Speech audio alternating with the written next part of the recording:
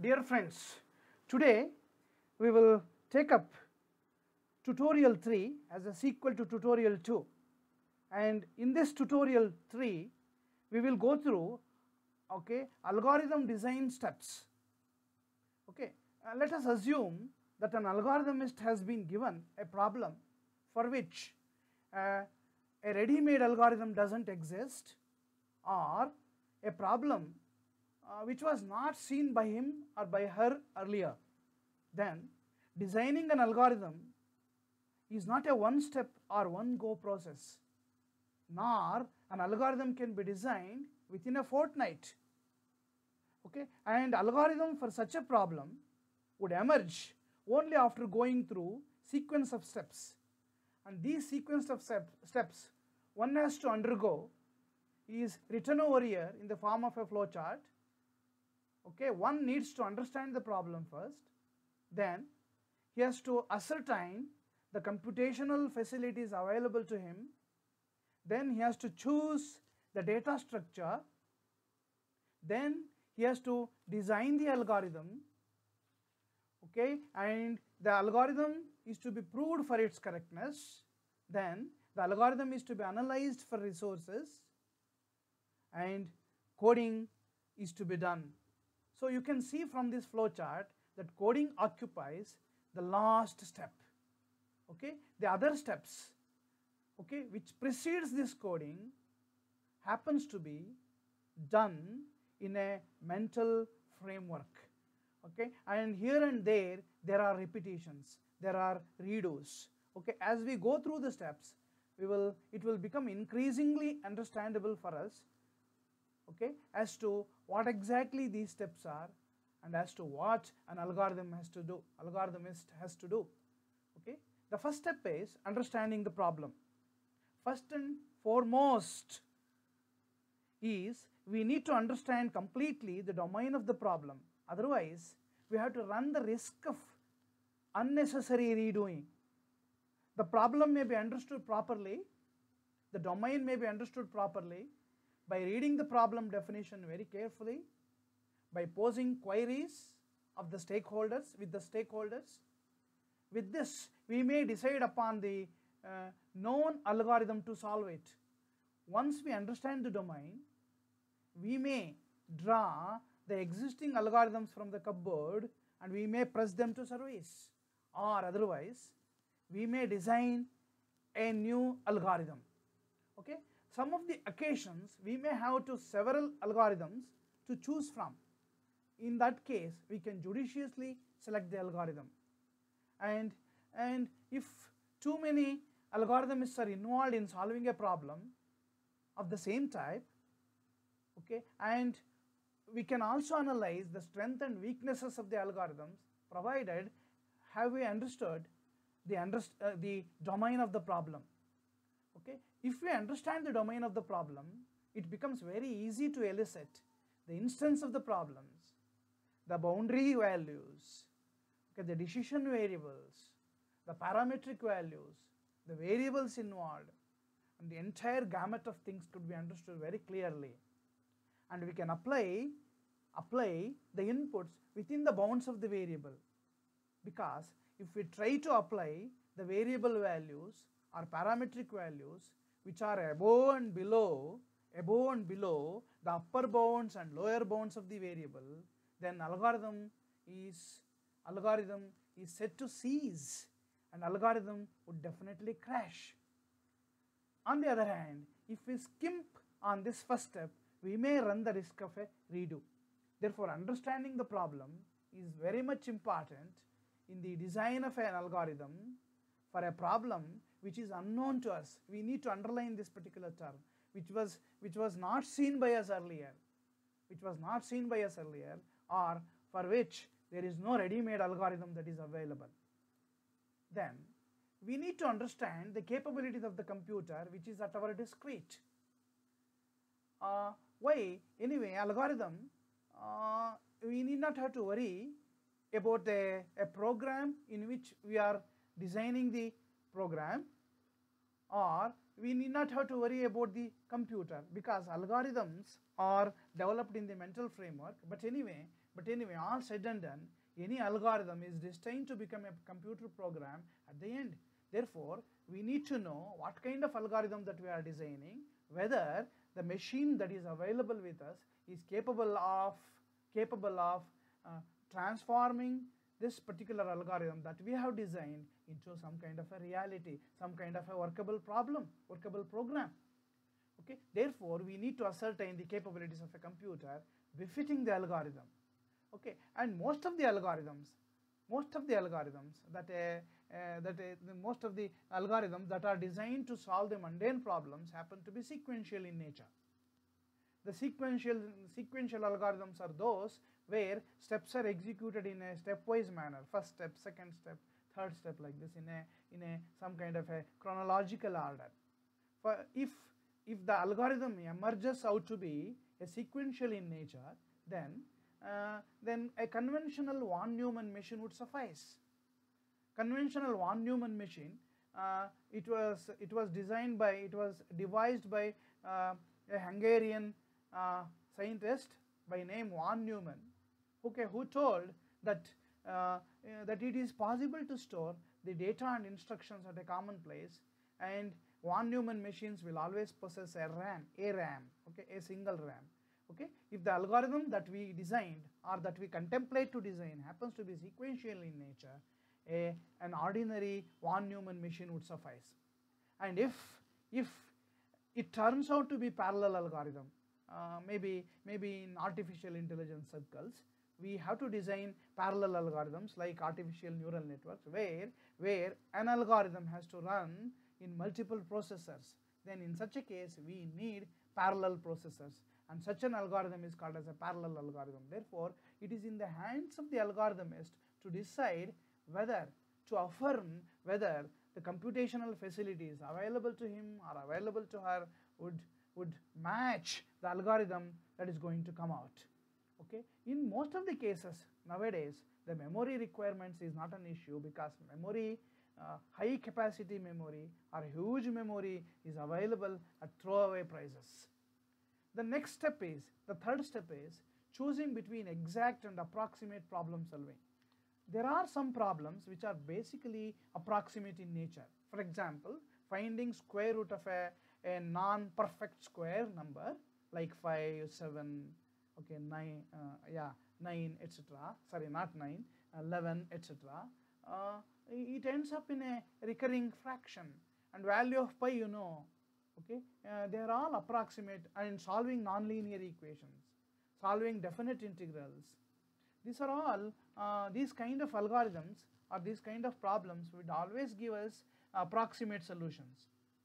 Okay, but on the other hand, there are some problems like finding factorial of a number, permutations, combinations, and raising an integer to an integer power. Okay, multiplying large integers, which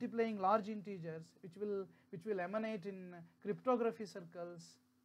Okay, dealing with huge integer numbers, finding GCD, finding LCM. There are a host of problems. Okay, a plethora of problems which needs accurate solution. Therefore, if at all we set forth to solve, and if at all an approximate solution is good enough, then we will choose approximate algorithm, and if we need exact solution, we need to select an exact algorithm. Step 4, deciding on appropriate data structures. Okay, some algorithms need data structures and some are not. For example, if you want to find out factorial for series of numbers in a row, we don't need any kind of a data structure. By the way, data structure may be defined as an organization of related data. Okay, I repeat, data structure may be defined as an organization of related data.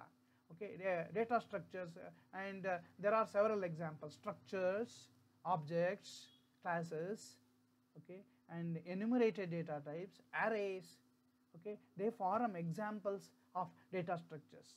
One needs data structures. If we use data structures in an algorithm, the algorithm is going to become compact, because a data structure beholds several kinds of variables, several natured variables in a capsule. Therefore, you need not have to operate on these several variables in one go, okay, because you are operating on the data structure. For example, if you have defined a structure like teacher is a structure where all the teachers will become examples, okay, and this structure contains all the properties of a teacher or attributes of a teacher, like name, like salary obtained, like specialization, okay, and all those things. You will be dealing with a host of parameters in one go, in a nutshell. Therefore, using data structures is really worth considering whenever we design an algorithm. Okay, some problems, particularly a realistic problem, a real world problem, will always need a data structure. Okay, data structure can be linear, data structure can be non-linear. It is in the hands of an algorithmist to decide upon the kind of data structures. But anyway, use of data structure will make our algorithm a concise one, a compact one, a crisp one, okay, and it will avoid our algorithm running verbose. Data structures provide a kind of economy in memory also, memory management also.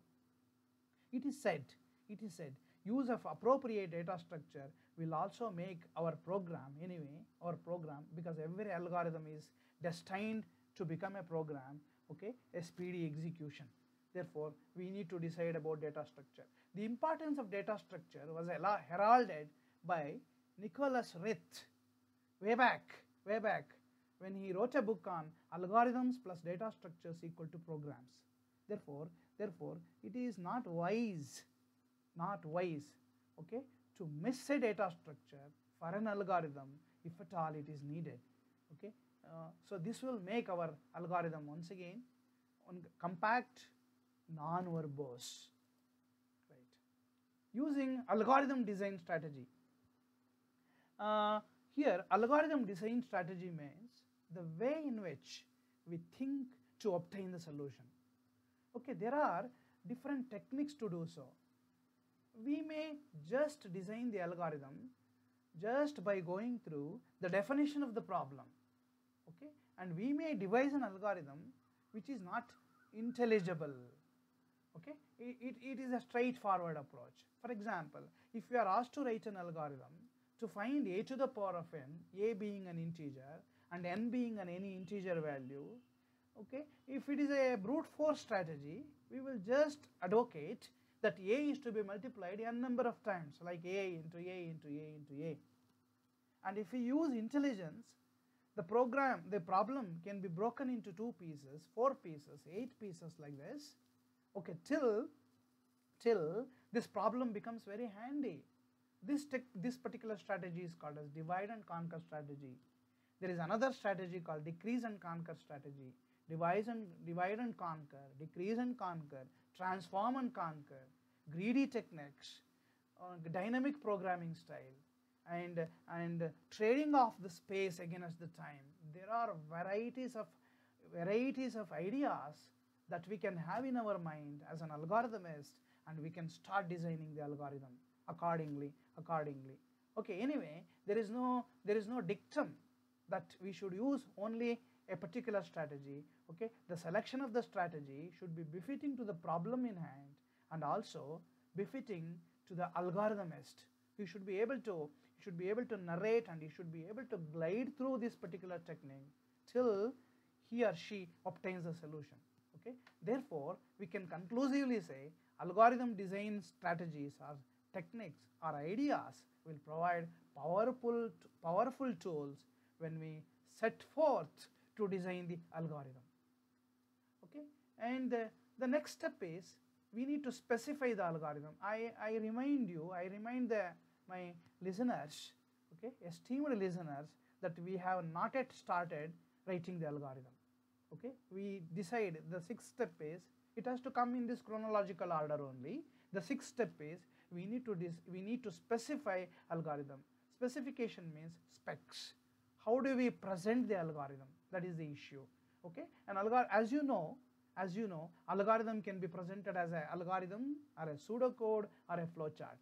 An algorithm a normal algorithm will always run in a verbose manner, like running text, okay, written in natural language, that is an algorithm.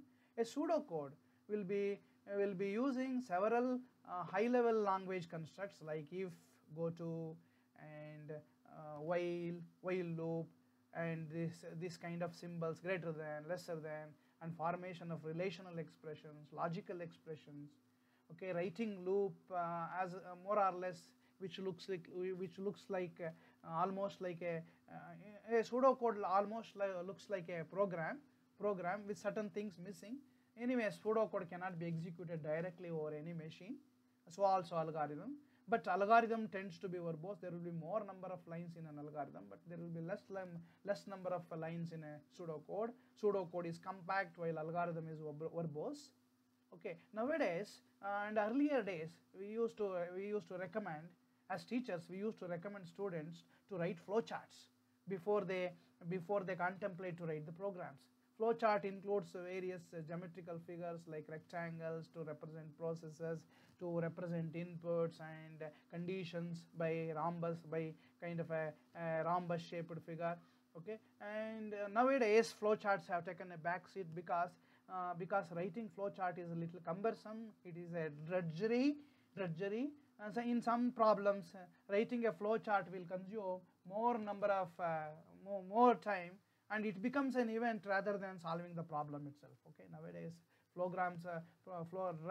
drawing flowcharts are abandoned with, but anyway, still we represent. Okay, nowadays we still represent an algorithm in the form of a pseudocode by making use of constructs provided by any high level language. Okay, and a pseudocode may emerge out to be a mix of different constructs drawn from different high level languages.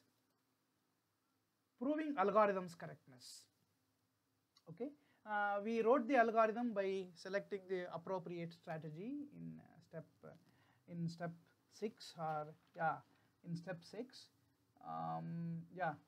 Then now an algorithm is evolved. We have specified also in the previous step. Okay, we represented the algorithm. Now we need to prove the algorithm's correctness. Okay, definitely an algorithm is to be proved for its correctness. The very simple method is tracing the algorithm.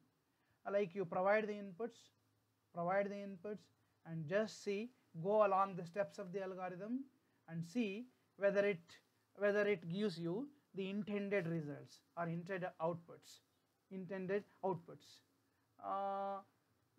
Anyway, it is proved, it is said that tracing is worthwhile, but it may not prove always that it will prove the correctness of the algorithm very conclusively. Therefore, in order to prove the algorithm's correctness conclusively, we need to select all possible inputs like samples, and then we should trace the algorithm.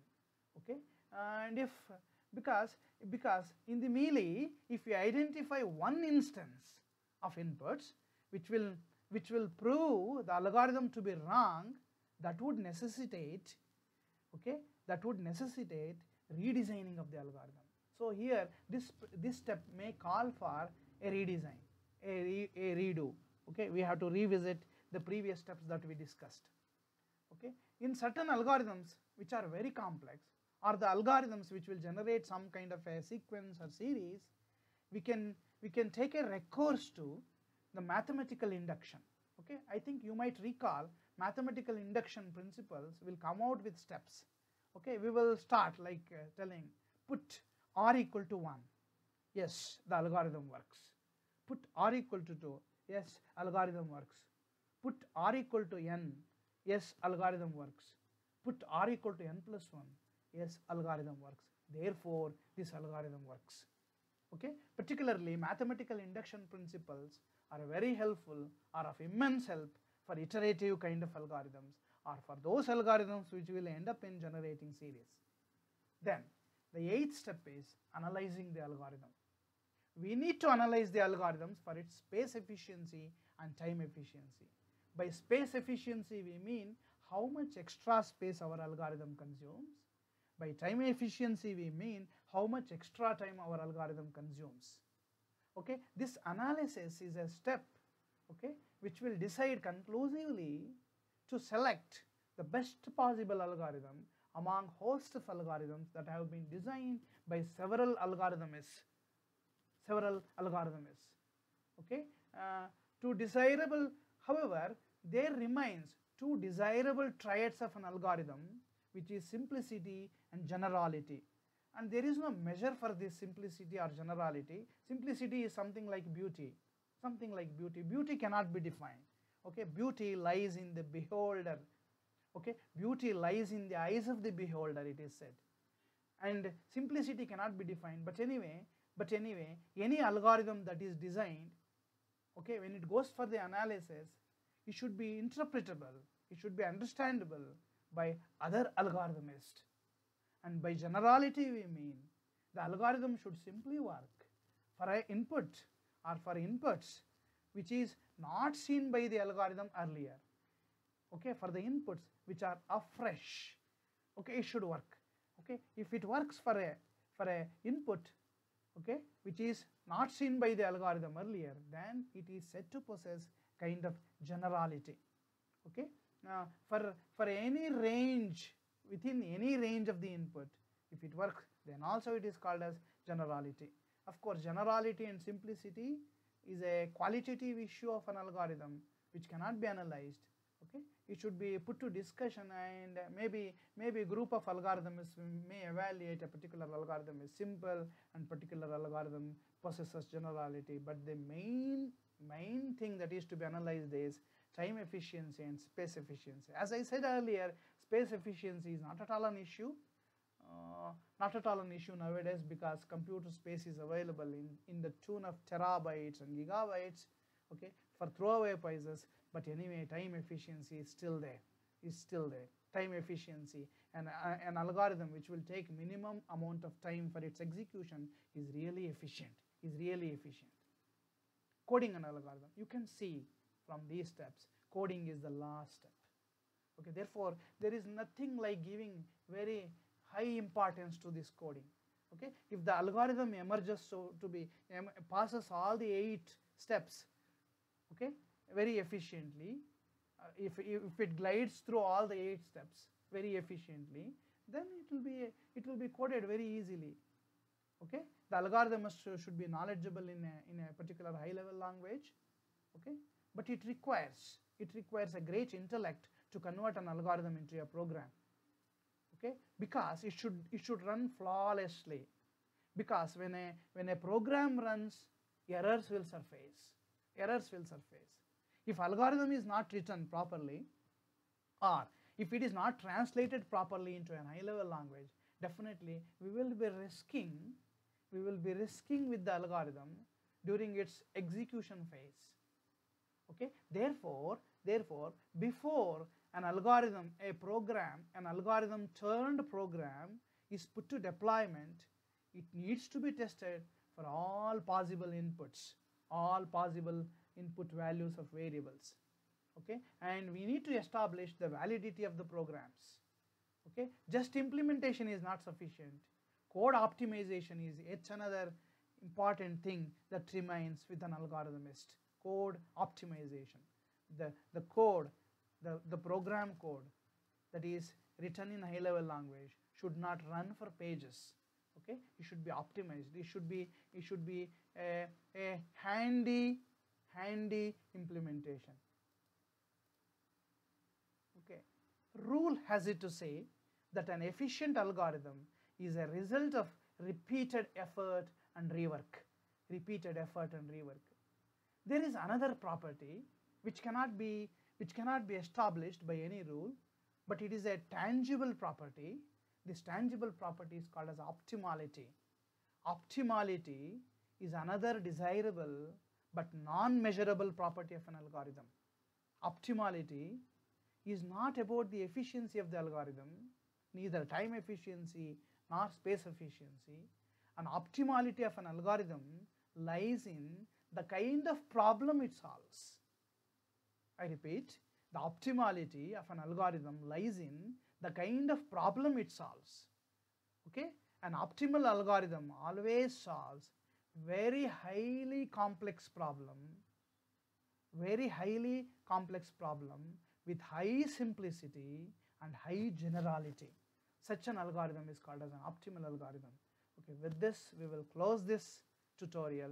To summarize, we discussed 9 important steps, sequential steps, which should follow before we design an algorithm for a problem which was not known to us earlier, for a problem where there was no a priori algorithm, a tailor-made algorithm which was available to us. Thank you.